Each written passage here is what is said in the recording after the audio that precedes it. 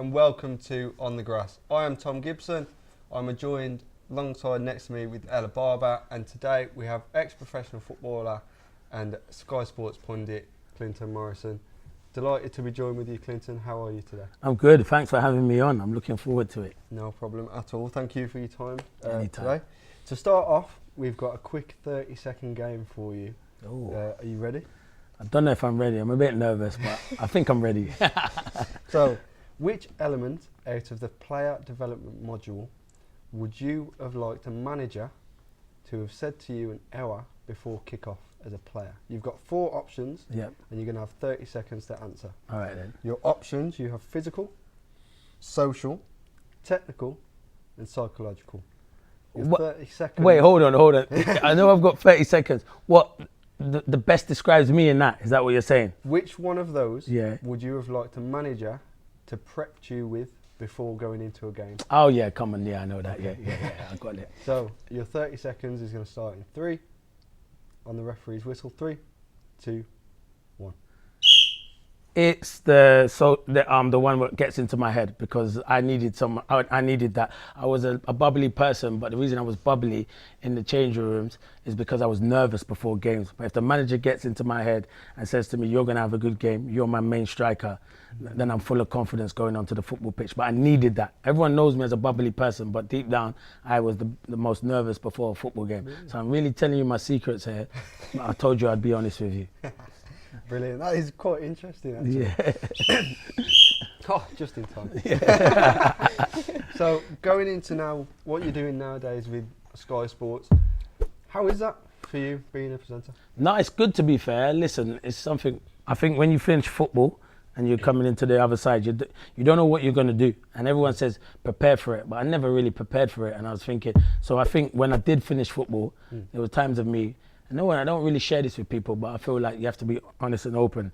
I think I was depressed a bit because I didn't come out of the house for literally a couple of months, didn't know what I was going to do in life. And then I got an opportunity to go onto Sky Sports News, and kind of the rest is history. They gave me the platform to go and express myself and be the person I am today.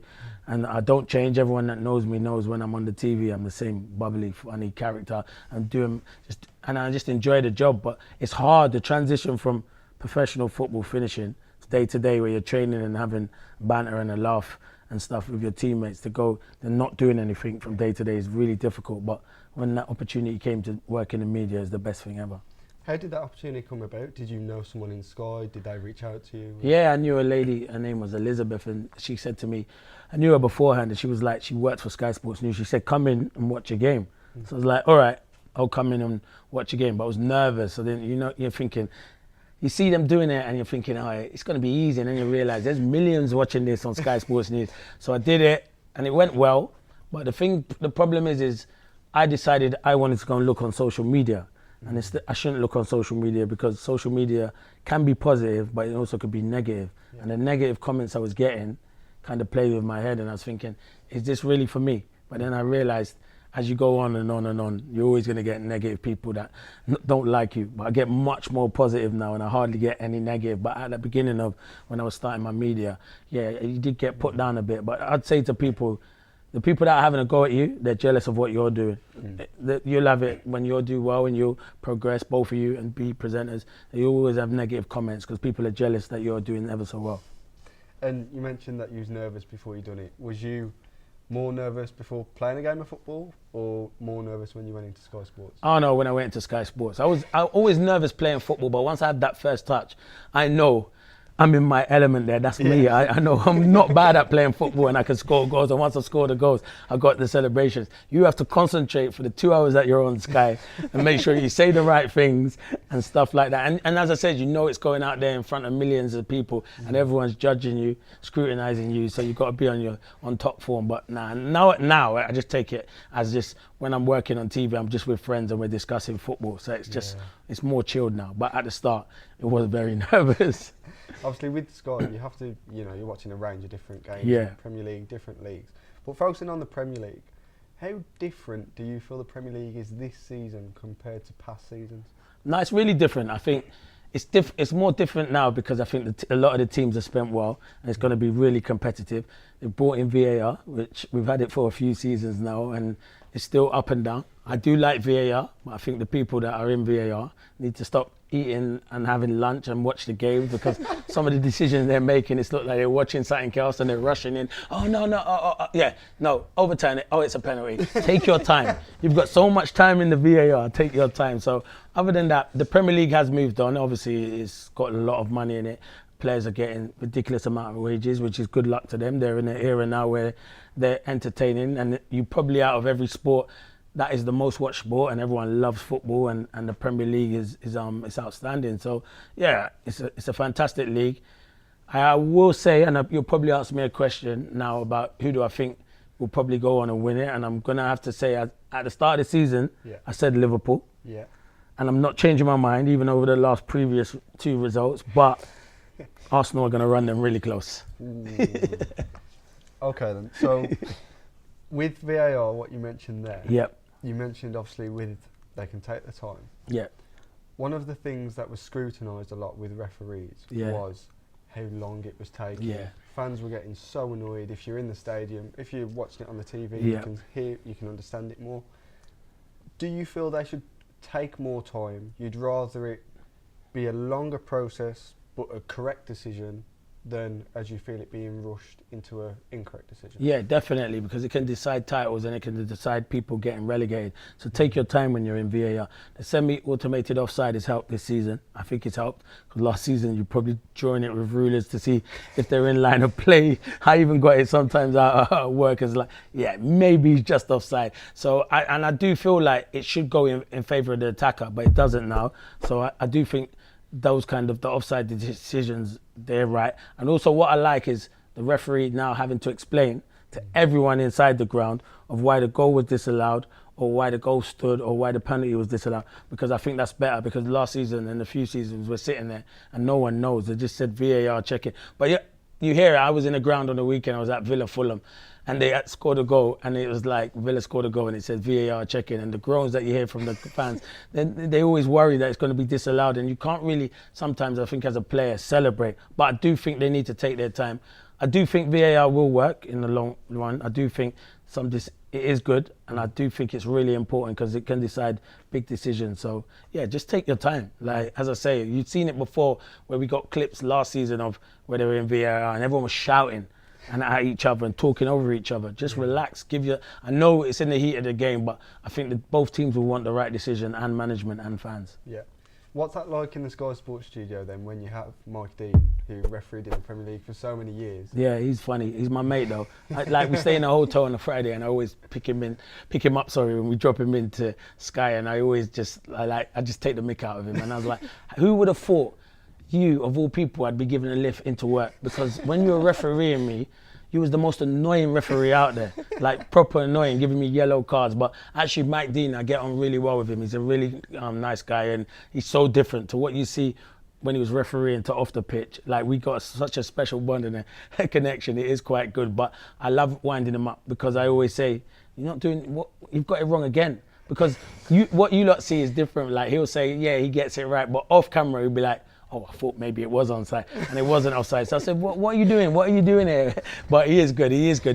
Mike Dean was one of the best referees around for a long time, and now we do have fun. It is good to have him on set with us. It's a lot of fun, and he's a good guy, to be fair. Do you have any stories of when he gave you a yellow card? Is there anything that sticks out? No, not really, because he never sent me off. It's quite funny, because he sent Michael Dawson off, who's on the panel with him, and I was like, well, Dawson's probably made a tackle because he couldn't catch the centre forward, and he's probably the last man, and he's done that. But Mike's been all right with me. He said, no, I've never sent you off. He said, I feel like what I was like with referees, I was nice to them before the game, and then when it wasn't going right during the game, I'd know what to say, but then I'd know when to be quiet and walk away, because I don't want to get a yellow card or a red card and get fined. But nowadays, I don't think you can speak to referees and throw your hands in the air, which is fair enough. You've got to respect the referees. They have a hard job. They do have a hard job. But that's why VAR is there, to help the referees. And that's why it should be working. Yeah. So with Sky then, what does your typical day look like from the minute you get up, what you have for breakfast? Yeah, to be fair, like what if I sometimes, not all the time, because sometimes I'm at home, but if I stay in a hotel the night before, because the studios are literally 5 minutes, and then I'll obviously get up, have a shower, brush your teeth, get your clothes ready, and then meet the rest of them who sometimes it would probably be, bring in Mike Dean. If Chris Boyd's down from Scotland, I'd bring in Chris Boyd and Michael Dawson, and we'd just go straight to the studios, and then we'd have our breakfast there. So we'd order, some of us, they'd have a fry up, some of them, I'd have porridge. Me and Paul Merson probably, we'll have our porridge because we have our porridge, and the rest will have different stuff. Then we'll sit there, we'll talk about what each other's done for the week and over the games. Then we'll have a meeting. We'll have a meeting with the producer, tell us what's going to happen in the show. And then we'll go downstairs, and this is the best bit, which people like, but I think everyone knows. We'll go and put makeup on, because we need to make sure we got the anti-shine, so we're not shining, and we look pretty on the TV. So that's why.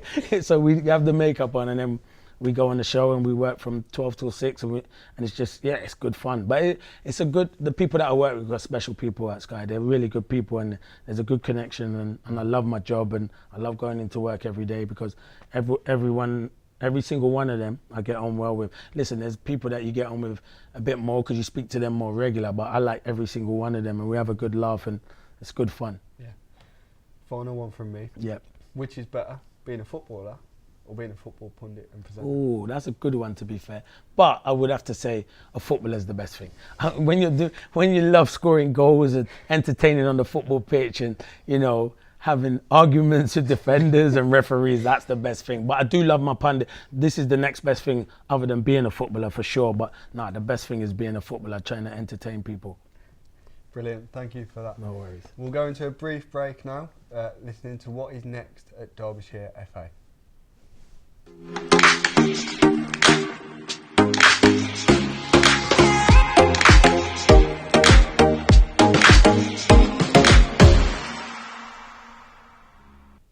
Welcome to the half-time break, where we're just going to talk all things Derbyshire FA. My name's Pete Lansley, casual coach developer. Delighted to be joined by Ashley Donovan, football development officer, and Alex Walker, football development manager, I do believe.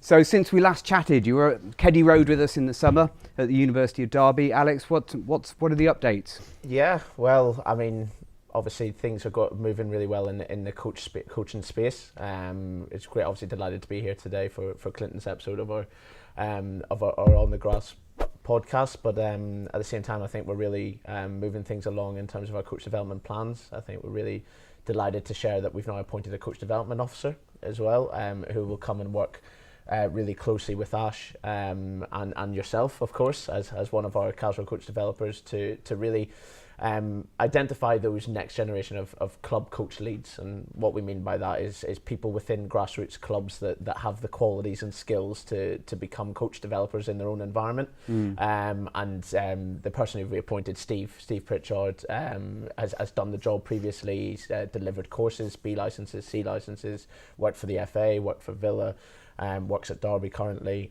So a wealth of experience, and somebody who I think is really going to help drive coach development in our county. Can you give us a bit of detail how your grassroots coach who's listening or watching this will benefit from Steve and the new structure? Yeah, absolutely. So it's a very much like a pyramid approach, a bit of scaffolding approach. So the grassroots coaches right at the heart of the grassroots footballing community will be drawing down from support from within their club.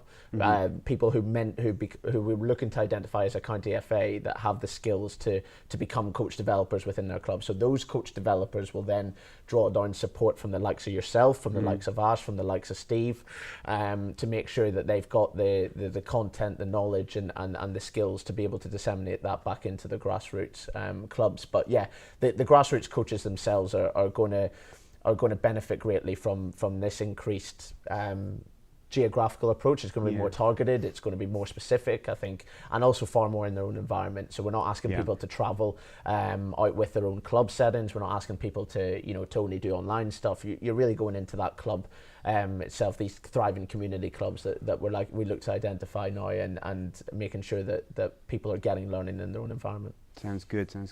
Ash, what sort of events have been going on over the summer? Yeah, well, a lot of planning, to be fair. Yeah. We just stuck with a partnership with the Premier League, so we'll go to watch Premier League Under-21 International Cup fixtures, so hence why I've got some bags under my eyes. I was at the Hawthorns last night watching West Brom versus Norwich under 21s. Kind of what we want to do is there's kind of a lack of coach development stuff for 11v11 game. So as part of that, we're going to observe some fixtures, hear by some head of coaching, kind of the managers for those teams, and talk through what they're going to set their teams up as tactical wise. We'll observe the game and feed that back. So we've got some there. We've got Real Madrid versus City under 21s, which is a big one. I'm available for that one. So am I, funny enough. Kind of got Forest versus Forest, PSG, Benfica. We've got all sorts going on, some really good stuff. Got some coach development events at Derby County Academies, observing some of their sessions as well with the FB and YDP phases. And we're going to go to Chesterfield to the Virtue Trophy. They're playing Liverpool on 21s. I'm going to go watch that. One of the first team coach, Paddy's going to come up to us before the game, talk about how the team's going to set up. Probably not giving away too much information. We'll watch the game and he'll come up after the game and talk about how he thinks the plan went. So a lot of stuff, probably 11-11 game, which is good. And the same as Alex said before, around splitting the county into region-wise. So the idea is that all of those CPDs will be free for coaches to attend. We want to take away that kind of cost barrier. There'll be some costs in terms of 11-11 stuff, but for the county-wide club-specific CPDs, free to attend, and trying to get more coaches get the knowledge up, really. Absolutely. And how will the grassroots coaches, how would they access those sort of opportunities? We should need to put a link on the bottom now, don't we, and a QR code. So basically come into pitch booking, they can do it there. So it's on our website. I send out a number of emails. I'm sure people just put them in delete boxes, and I don't blame them. But we've got a number of things. Social media on our website, and on pitch booking is the best place to find these. You just click on. It takes I think 30 seconds to sign up, so it's not bad at all. Great. Can I ask you how the new formats, we had the Future Fit we were talking about in the spring, and I'm sure that's been a mixed bag, but great for the future of football. Can you just sum up what it is and then how it's been rolling out? Yeah, I mean, fundamentally, it's a new entry format to football. So they're coining it "Welcome to Football," which is I'm really obviously on board with it. 3v3 format. That's what it is in its youngest age groups, at under sevens. The research shows that it's going to give kids more technical actions, more goals at attacking, more goals at defending, and fundamentally and most importantly, it means that every single player that comes on a match day to play football will be playing football. They won't be staying on the sidelines. They won't be a sub. So whether we play 3v3s, 3v2s, every single kid will be playing for the duration of that time that they're there, which I think is the most important thing at that age group. There is obviously difficulties and logistics and trying to challenge a bit of a culture that it doesn't look or feel like football. I think that's something that we're feeling across the board, that your coaches that at those youngest levels, maybe that have kids in the team that have maybe been part of a different era, they want the game to look and feel as close to the 11v11 game as possible. So it's really difficult sometimes to change that way of thinking or that culture, but I think we'll get there, and ultimately the heart of the child has to be at the forefront of it. The enjoyment of the game and how many goals they're going to get being on the ball. So that'll be rolled out over the next 12 months. So we've just actually slipped into October, so we've now got 11 months left. It'll be in September when it gets rolled out through leagues. And there'll be a series of events and sort of festivals that happen between now and the start of it in September to make people more comfortable with it, with the helps of our leagues. Some leagues more accepting than others at the moment. Yeah, but definitely a step in the right direction. And so thanks for listening to this bit. Ella's now going to talk to Clinton a little bit more about his grassroots experiences, his coaching experiences, and who his influences are.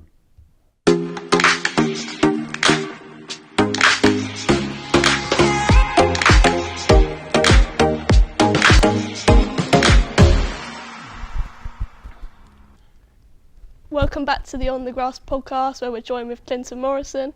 Just wanted to ask you a bit about the managers you've worked with. Yep. Is there one that's had the biggest influence on you, and how did they kind of get the best out of you as a striker? Yeah, that's a great question. I would say the biggest influence on my career as a manager was probably Steve Bruce. When I went to Birmingham, he was with me at Palace for a bit in the Championship, then he took me to Birmingham in the Premier League, and it was different. It kind of got me. When I was younger, I was a bit of a handful. If something I didn't agree with on the training pitch, I'd be the first one to go and say something to him, and then I'd throw a bit of a tantrum, I'm not going to lie, and then he'd say leave him because he loves football so much. He'll come back and then apologise. Within 2 minutes, I'd come back and then apologise. His man management skills are really good. Like maybe not so much what he's done as a coach on the pitch, but man management skills for players I thought was fantastic. He had other coaches who could take coaching session, but for me, he kind of got me, and that's why for me he's probably my favourite manager I've had alongside Steve Coppell, who gave him my debut at Crystal Palace. How important are those man management skills? Like, as a manager, do you think it's more important to have tactical skills or man management? Like, if you had to pick one, which would you say is more important?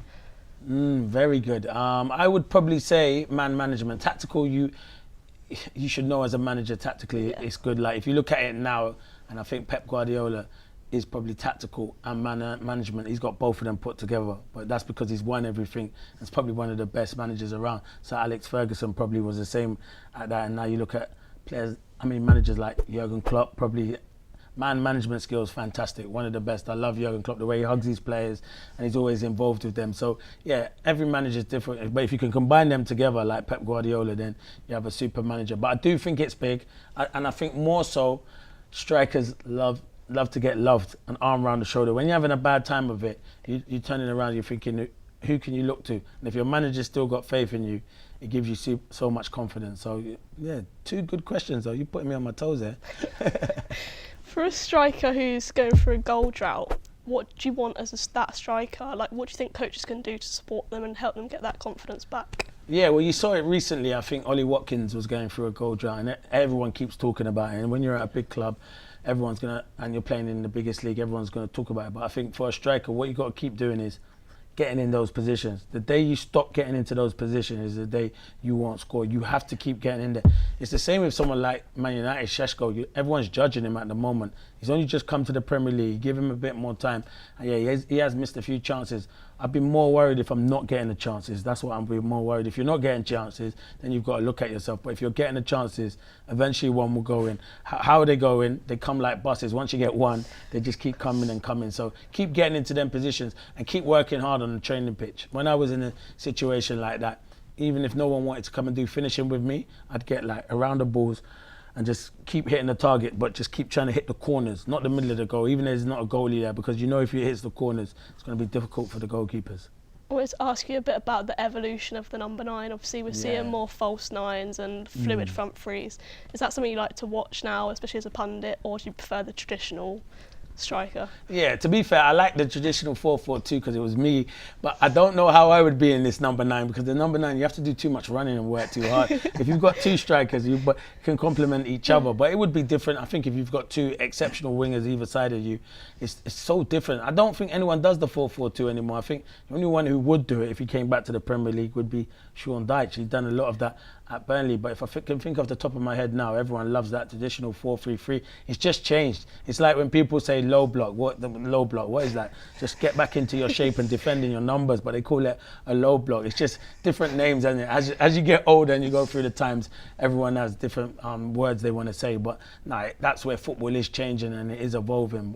So yeah, we're always trying to improve the game, so it's good.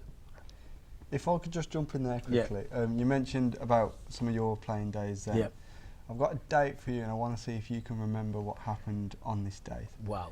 10th of May, 1988. 1988? 1988. If my research is correct. Hold on. 10th of May, 1988. No, not 1988. 1998. Because 1988 would have made me 9. And I would have got that wrong. So no, definitely not. So it's 98, and I do remember because that has got to be. Palace had just been relegated from the Premier League. I came on as a sub in the Premier League and managed to score my debut against Sheffield Wednesday 1-0. Lombardo crossed it and I scored against Kevin Pressman. I remembered it, but I knew what you were talking about, but you just had the year. I was like, no, I wish I did make my debut at 10, 11. I'd have been the youngest player ever to score on it. But yeah, I do remember it, and it was a great day. I feel like everyone wants to be a professional footballer, and when you get that opportunity to the club that you've kind of grown up with and from South London and crossing that white line and managed to score on your debut, it's the best feeling in the world. There's not many that score on their Premier League debut, so I'll take that. On that time when you were getting substituted on, a lot of players when they make the debut, they say the manager's talking to me about the tactics and I can't remember because you've got such a buzz. You're about to make your debut. Yeah. Can you remember anything that you was told? Nah, I don't listen to. I mean, you're exactly that. I was jumping up and down. I was excited. I could see the fans, getting excited. I could see my family in the stand. So all you're thinking about is just get me on this pitch. I don't want anyone else to get injured. And we've used and he decides he wants to make a different sub. So just get me on the pitch as soon as the ball goes out of play, and then you're just excitable and you just want that first touch. And then once you get that first touch, you're happy, and then you just think to yourself, but now everything goes out the window, because everything you've lived and dreamed for to be a professional, now making your home debut at Sellers Park in front of fans that have adored you, it was the best feeling in the world. And then to put the ball in the back of the net by a player, Attilio Lombardo, who used to give me lifts into training as well. So it felt like it was just written in the stars, and we're still in contact now. So yeah, it's one of the best days ever. But yeah, I wish it was 88, but not 88. Yeah. Sorry for making No, don't worry about that. It's good. It's good. I like it. I could have just said, yeah, I made my debut at 10 or 11. Final one from me Yeah. then. Is there a manager, past or present, that you never worked under that you wish you would have? Oh yeah, that's a good one. I think there's 3 managers I would have loved to have worked under. Sir Alex Ferguson. No, 4. I'm gonna go 4. Sir Alex Ferguson, because I thought he was fantastic, unbelievable manager. Arsene Wenger, because he came into the Premier League and changed everything in the Premier League. Arsenal was fantastic, and then he would have got to play with the likes of Thierry Henry, who I admire. I would say Jurgen Klopp, because I think fantastic. I just loved what he brought, everything he's brought to Liverpool, and the way he gets involved, and the energy just reminds me of myself, not in terms of manager, because he's a different manager, but just the energy that he has. And the last one is obvious, Pep Guardiola. I just think he improves players. I think Pep, you saw one player I could say who improved massively was Raheem Sterling. His time at Man City just improved him massively and made him a top quality player. So they're the 4 managers. I love all the managers, but they're the 4 I would have to pick out. And if you're going to try and ask me who's the best out of them, I can't do it. But that would be Pep or Sir Alex Ferguson. Yeah. Brilliant. Who would you say is the toughest defender you came up against? And did your manager help you in tackling that challenge? No, that's a good one. I would say in the Premier League there was probably, it's like 3 or 4 I'd say, but in the Premier League, but I'd say probably Rio Ferdinand, John Terry, Sol Campbell, and probably Ledley King, but he played with a lot of injuries. But if Ledley had been fit, he would have been one of the best around. I thought he was a fantastic. But they were the 4 outstanding defenders. The best defender though I played against when I played him for the Republic of Ireland against Italy was Fabio Cannavaro, and he won the Ballon d'Or. You don't win that as a centre-back if you're not the best. He looked the best, he was cool, he had great hair, he's a good-looking lad, so he was always going to have a good game, and he was outstanding against me. He taught me a lot. I said to my manager when I came off, I didn't know, everything I tried to do, I couldn't do, because he'd read where my runs I was going to make, beat me in the air, he wasn't the tallest. And my manager said it's a learning curve, like you go away, go and watch it. Back then it was videos and DVDs, that's how old I am. And we go back and we watch it, and I watched it, and next time you play against him, you make sure you're better. So you're always learning. What did it mean to you to represent the Republic of Ireland? It was brilliant. It was a big decision, because I got called up to play for the England under-21s, and my nan was Irish, and she always said, you can play for Ireland, but no one believes me. Obviously, look, I'm from South London, I don't have the Irish accent. Everyone, when I'm telling them I've got Irish in me, used to go, Clinton, be quiet, you're just winding everyone up. I said, I promise you I have, because we used to go fishing there when I was 10 or 11 and visit family in Dublin. So yeah, it was totally different. But when I represented Ireland, one of the best thing ever, and I scored on my debut for them against Croatia, it was fantastic, and they kind of accepted me, the fans over there, and going to the 2002 World Cup with them. Just a great experience. But one game stands out, and that was when we played Brazil, and they had the likes of Cafu, Carlos, Ronaldo, R9, and I got man of the match that game. Even though we drew 0-0, I got man of the match. That is my claim to fame.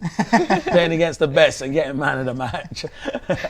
In terms of your self-coaching, am I right in saying you did a bit of coaching after you retired? Yeah. Can you tell me a bit about that and how you found that? I love coaching. I did, my son was playing at Corn, which is in Leicester, but I did coaching before that. I did it for Beaumont, but then with another guy called Ollie Moore, who does a lot in the grassroots in Leicester, so I did that, and we developed a lot of players. I had a few players go on to an academy, and then last season I did it with Johnny and Matt Pinchins for Corn FC, and it was brilliant. I loved it. The boys were fantastic. We won the league and we won the League Cup. We should have probably won the County Cup, but went down to like 10 and lost our goalkeeper, and then we had to put an outfield player in goal and lost on penalties. So that's our excuse for not winning. But it was a great time and the lads were fantastic, got the best. I love coaching at grassroots. I love giving back, because without grassroots, I wouldn't have been a professional footballer. Everyone has to start from somewhere. I remember going over to the parks and stuff, but I love coaching. But the thing I have to control more than anything is on the touchline.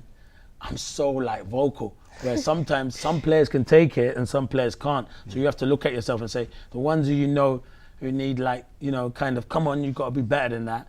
And then the ones who you know, you've got to just encourage. Like, I can go to my son and be going at my son, and my son just goes, whatever, dad. And then he'll still be outstanding. Like, he picked up players of years. It wasn't me voting, it was obviously the players and the management. But yeah, it was a brilliant time, to be fair. Really do enjoy coaching. It's one of the best things ever to coach. I love to give back, and if I wasn't doing all my stuff in the media, I'd be coaching now again.